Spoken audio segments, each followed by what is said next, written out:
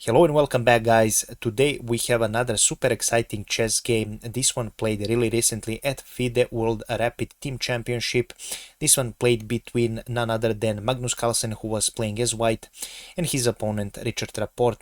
Truly exciting game. I will not share, of course, the results, but it was quite surprising and incredibly interesting until the very end. So you will have a lot of fun watching it. If you want to take your chess seriously and you want to improve your elo, I have a chess community I'm a part of. I'm also improving at chess, so if you wish, you can check it out. It has everything included: openings, middle game, end games, how to think, tactics, and everything else one chess player might need. So definitely something you should look for if you want to improve at chess. And now we will go straight into the game. Magnus played here as white and he opened the game with e4, and after Rapport played with c6, Magnus was thinking what to play, what kind of variation to play. He decided to go for d4, obvious, and after d5 we are in Caro-Kann. Magnus decided to play the exchange variation of Caro-Kann. After this he continued with bishop to d3, and Richard Rapport continued with knight to f6. Game continued with h3 with the simple idea of stopping Richard's bishop coming on b4. Richard continues with knight to c6, now pressuring this pawn, and that is why Magnus plays c3, which is normal in this sort of opening. And now Richard plays e5. A kind of unusual continuation, because after d takes on e5, knight takes on e5, it looks like Magnus after queen to e2 has this really awkward pin, and it would expected for Richard to play queen to e7, which solves this positional problem, and white is slightly better by computer evaluation. But Richard plays another surprising move, which is knight to e4. Now with this move it looks like this pawn can be taken easily, and let's see what would happen. After queen takes on e4, Richard would continue with bishop to d6, and the point of this move is that now black will have advantage in development, and that is why Richard counted on. Now if Magnus tries to grab this with moves like f4, this is a huge blunder, because Richard has queen to h4, and after king to f1 with castle, black is doing much better. This knight cannot be captured because this queen is hanging. So that is the reason why after knight to e4 by Richard Rapport, Magnus played bishop to b5 with a check. Richard blocks this check, and Magnus continues with knight to f3, now pressuring this knight. Now of course taking this knight was not a good option, because after g takes on f3, simply this knight would be lost. So that is the reason why Richard decided to play knight to g6, finally removing this knight from this pin. And after this Magnus continues with a bishop to e3. Game continued with bishop to d6. Richard Rapport is getting ready for castle, and now Magnus decided to play knight b to d2, developing move. Richard Rapport castles, and right now at this moment Magnus decided to take this bishop on d7. After queen takes on d7, Magnus plays a dubious move, which is a rook to d1. The reason is that now white still hasn't castled. That is the rule about castling: always castle when you have the chance, because if you leave your king in the center, black can use it to attack you. The best move after queen to d7 was actually to castle long for Magnus, and Magnus has a completely decent position. But he played rook to d1, which allowed immediately rook f to e8, now pressuring this queen here. And of course Magnus now saw that knight takes on e4 is possible, and after rook takes on e4 we have knight to g5 played by Magnus. Now as you saw, probably you see that this pawn is hanging, but after rook takes on e4, if rook takes on d5 is played, then knight to f4 is a devastating tactic that Richard Rapport has. Your queen is attacked, your rook is attacked, and you cannot take this knight because this queen will fall and you will be losing an exchange here. So that is why after rook takes on e4, Magnus didn't go for this, and he wanted to go for knight to g5, now pressuring this rook. After this move, Richard Rapport went for knight to f4. Another cool and amazing idea. Now this queen is attacked, you don't have enough time to pick up this rook, and right now Magnus played queen to f3. After this move, black continues his pressure and he plays queen to b5, a really dangerous move. It looks like this rook is left free for Magnus to take, but let's see what would happen if knight picks up on e4 is played, then d takes on e4 is played, and right now you see this amazing queen threatening to give checkmate here. Computer recommends sacrificing this for this knight, but if you refuse and you play knight to g4, Richard has this h5 move, and now you definitely have to sacrifice because you will get checkmated. There is no way of stopping it or sacrificing your queen. So that is the reason after queen to b5, Magnus seeing this, he has to go for g3 and push away this knight.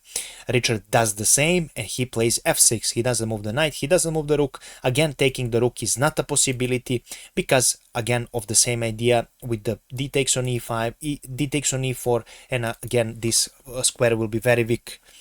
We have g takes on f4, we have f takes on g5, the trade of the knights, and right now Magnus takes with f on g5, which now opens the f file. Immediately Richard uses this with amazing rook to f8, and right now Magnus doesn't have much places to go. He decided to go for queen to g2, although it was really difficult to find after rook to f8. White is in a lot of trouble, and one of the recommended line is actually to sacrifice this and then pick up this bishop with the rook and try and hope for the best, but this was really difficult, and Magnus played queen to g2 in this position. Now, of course, as you see, it's obvious that this pawn is hanging as well. So what if Magnus simply plays queen to e2, let's say solving two problems with one move? Well, actually this doesn't solve anything because rook takes on e3 is a sacrifice, and let's say after queen takes on e3, then rook to e8, and Magnus will be left without a queen. And after rook takes on e3, if you go for f takes on e3, then bishop g3 check, and right now you have to choose where will you go. King on d2, for example, queen takes on b2, king d3, again queen to b5 check, and after king to d2, rook f2, and your queen is gone. So you have to be careful. Magnus finds queen to g2 hanging by a thread, and right now we have rook f to 8, another really strong move, because right now you are threatening to pick up this bishop if white is careless. Magnus continues with queen to f1. It's really difficult to find any move in this position, but after rook f to 8, let's just see what would happen if b3 is played to protect this invasion. What I mentioned before would happen. So rook takes on e3, f takes on e3, rook picks up on e3 with a check, and right now if king on f2, then queen e2 check, and after king g1, queen d1, queen takes on d1 with a check, queen f1, rook g3 check, king h2, rook takes on g5 with a check, and after queen to f4, the only move now bishop takes on f4 is a checkmate. Of course, one of the variations is that, but after rook takes on e3, if king on d2, then queen to d3 check, king c1, bishop a3. Now this dark square bishop comes in place, very handy, and after queen to b2, which is the only move, you can take the queen, but even better is queen takes on c3 with a check, and after king b1, queen takes on b1. So really difficult situation for Magnus, a lot of weaknesses, and all because he didn't castle. So we have rook f to e8 and queen to f5, queen to f1 for Magnus Carlsen. Right now we have queen to b2 for Richard Rapport, and after rook to d2 by Magnus Carlsen, he resigned this game because this game is pretty much over. Why? Because the winning move is again the same, rook takes on e3, and after f takes on e3, rook takes on e3 check. There is pretty much nothing you can do. If king to d1, queen b1 is a checkmate. If after rook to e3, after rook to e3 check here, you go for, let's say you block with your rook on e2, then you have different way of checkmating. Another move is a bishop to g3 check, and after king to d1, rook to d3 check, and after rook to d2, which is an only move, queen to d2 is a checkmate. And this is how this brilliant game ended, and truly a brilliant, spectacular win by Richard Rapport. If you enjoyed this game, please make sure to leave a comment, like, and share this video with other people who enjoy chess. Also, feel free to comment about my analysis. Did you enjoy this game? I surely did. It was a huge surprise, as you saw on the board. Maybe you saw this in live. A live stream of the tournament. You probably saw that Nepomniachtchi was shocked completely when he saw the position was completely losing for Magnus. He was in shock, especially playing a Caro-Kann, which is, yes, is indeed a decent opening, but Magnus was completely outplayed just because he simply wanted to leave his king too long in the center, and this is what got the best of him.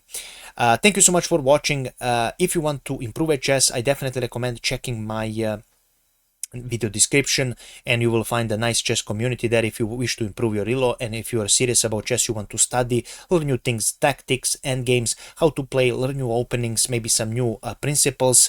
It is all adjusted to the people who are just new in chess, or they're intermediate in chess as well. You have different sorts of materials for all sorts of chess elos, but you will definitely, if you're just starting chess, you will definitely see a massive improvement by only looking at tactics, believe it or not.